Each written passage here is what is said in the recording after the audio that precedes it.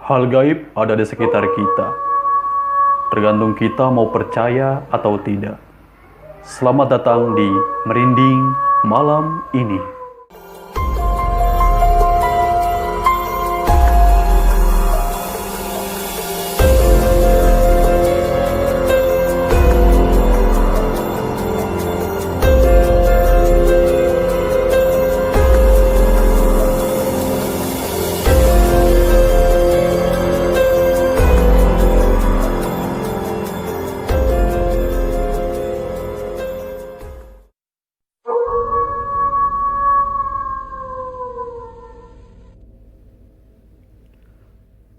Halo, cerita misteri di kosan berhantu kini berlanjut. Saya sarankan untuk menonton terlebih dahulu Merinding Malam Ini episode pertama dan kedua agar kalian mengikuti ceritanya. Hari demi hari terlewati dengan rasa takut yang menyelimuti.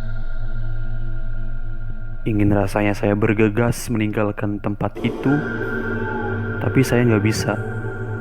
Karena memang saya ditakdirkan untuk melewati pengalaman mistis ini. Suatu hari, ketika saya sedang tidur siang, entah kenapa tiba-tiba pintu kamar saya seperti ada yang mengetuk. Tok, tok, tok.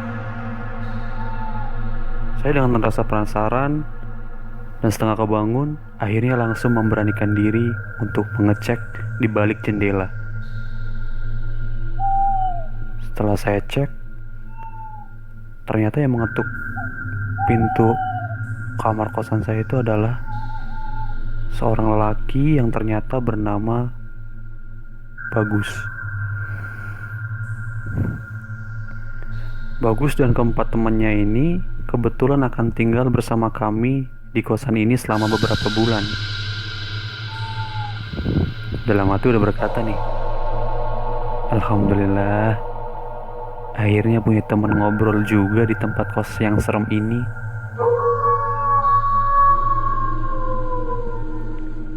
Saya kira adanya orang baru itu bisa menghilangkan rasa takut dalam diri saya. Tapi ternyata masih sama kayak pertama datang ke kos ini, yaitu merinding. Nah, jadi setiap malam saya dan Bagus itu sering main ke kamar cewek-cewek dengan tujuan supaya kita itu nggak usah digangguin lagi sama si makhluk itu. Karena ternyata Bagus juga merasakan yang sama seperti apa yang saya rasakan.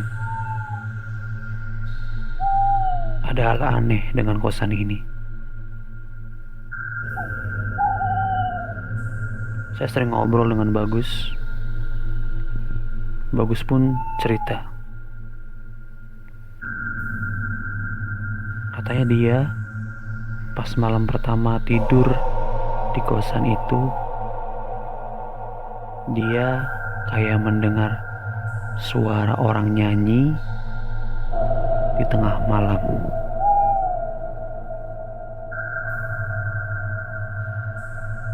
Padahal saya kalau di kamar itu pasti tidurnya cepet. Yang pertama mungkin karena takut, yang kedua karena mungkin siangnya terlalu capek. Lalu suara yang didengar Bagus itu adalah suara siapa? Atau di situ cuma kita berdua?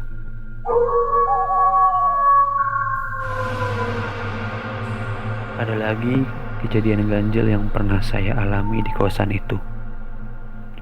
Jadi waktu malam itu saya, Bagus, dan kedua teman ceweknya sedang asik ngobrol di depan kosan. Kita terlalu asik ngobrol dari ba'da isya hingga larut malam. Waktu itu kondisinya saya lagi pesen makanan di GoFood. Daripada nunggu lama, mending sembari cerita-cerita tentang masa-masa sekolah dulu bareng mereka. Nah, posisinya saya itu berdiri menghadap mereka dan mereka yang sedang duduk di depan kosan.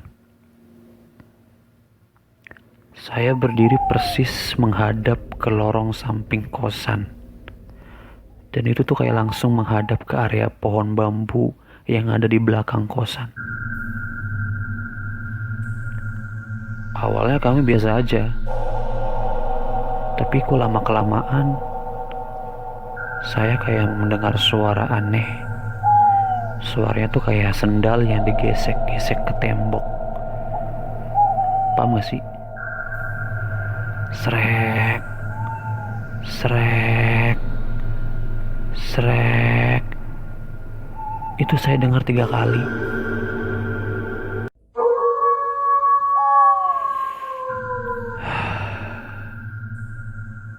Duh, saya jadi merinding kalau harus cerita ini. Ini yang menurut saya paling ekstrim dari cerita-cerita sebelumnya. Jadi waktu itu kan saya suka mengumpulkan sampah-sampah bekas makanan, minuman ke dalam kantong plastik. Dengan tujuan supaya besok pagi bisa saya buang ke tempat sampah. Paginya, ternyata di sekitar kosan itu kebetulan gak ada tempat sampah yang terlihat. Akhirnya kan saya bingung mau buang sampah di mana. Udah muter-muter kosan, tetap nggak nemu tempat sampah. Karena nggak mau buang sampah sembarangan, akhirnya saya kepikiran ide buruk untuk buang sampah ke sungai. Saya mikir, toh belakang kosan ini kan ada sungai. Awalnya saya nggak mikir macem-macem, ya bersikap bodoh amat aja gitu, yang penting bisa buang sampah ini. Akhirnya saya naik ke lantai atas biar buang sampahnya langsung ke sungai. Ketika saya naik ke lantai atas, saya baru ngeh ternyata temboknya tinggi banget. Akhirnya dengan cara lain, saya naik tuh ke toren air yang ada di atas, supaya saya lebih mudah untuk buang sampah ini ke sungai. Pas saya sudah naik ke toren, saya langsung buang tuh sampah. Ternyata sampah itu gak nyampe ke sungai, malah nyangkut ke pohon-pohon bambu yang tinggi-tinggi di sekitarnya. Saya langsung mikir macam-macam. Saya takut terjadi apa-apa dengan saya. Akhirnya saya turun dari toren air itu dan langsung bergegas menuju kamar.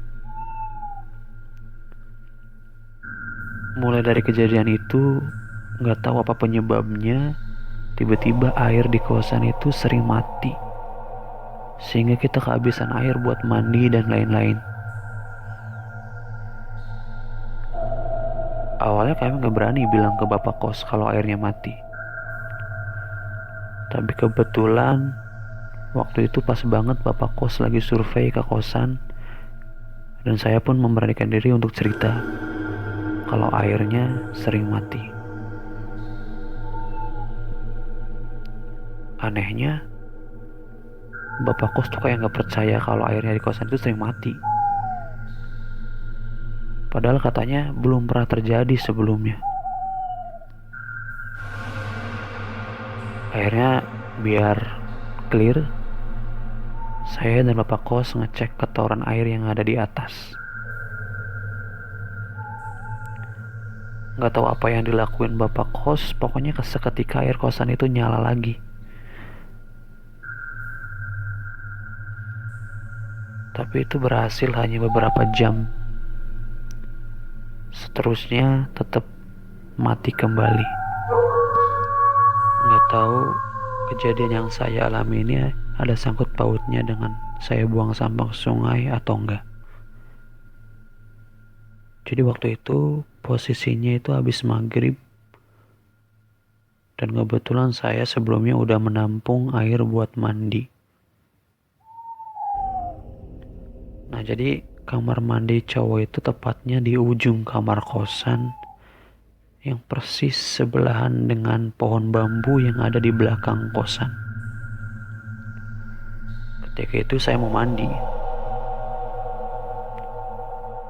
Pas saya mulai mandi sih masih belum ngerasa aneh-aneh ya. Nah, ketika saya sampoan, saya kok ngerasa rambut saya itu jauh lebih panjang, bahkan hampir sebau saya.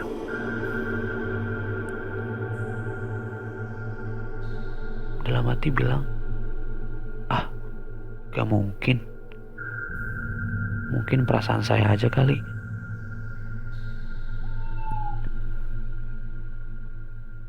Setelah itu, tiba-tiba air keran kamar mandi samping itu tiba-tiba nyala sendiri. Awalnya saya mikir, alhamdulillah, akhirnya airnya udah nyala kembali. Awalnya saya mikir gitu.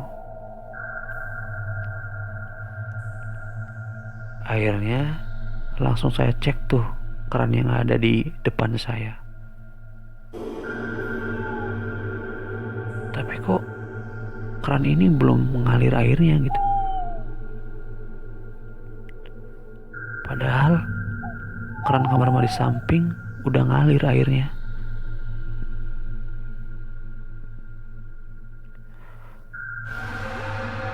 Untuk memastikan, saat itu juga saya pindah kamar mandi ke yang ada airnya.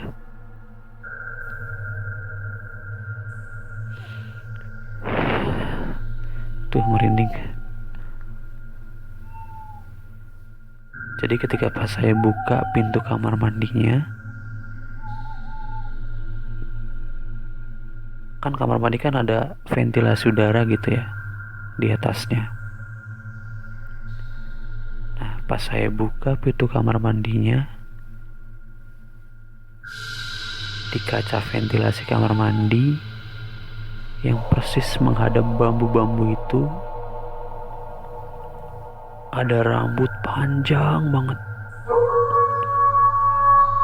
Jadi rambutnya itu panjangnya dari luar kamar mandi masuk ke ventilasi, nempel di tembok hingga ke keran air.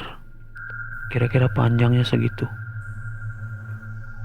Wah, saya kan langsung takut ya lihat itu. Saya langsung lari ke kamar, ganti baju, langsung pergi ke kamar cewek. Sumpah ini kejadian paling ekstrim yang pernah saya alami selama di kosan itu. Dari kejadian ini saya bisa mengambil pelajaran. Kalau di tempat baru, kita nggak boleh seenaknya buang sampah ke area-area terlarang.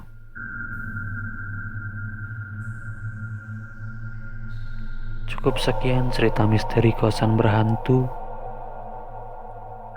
Kalian nanti tunggu cerita versi teman-teman saya yang cewek, karena mereka juga sering digangguin selama di kosan itu. Bagaimana ceritanya? Sampai jumpa di Merinding malam ini. Jangan lupa like dan subscribe channel Tazrian Air dan nyalakan loncengnya agar dapat update video saya yang terbaru.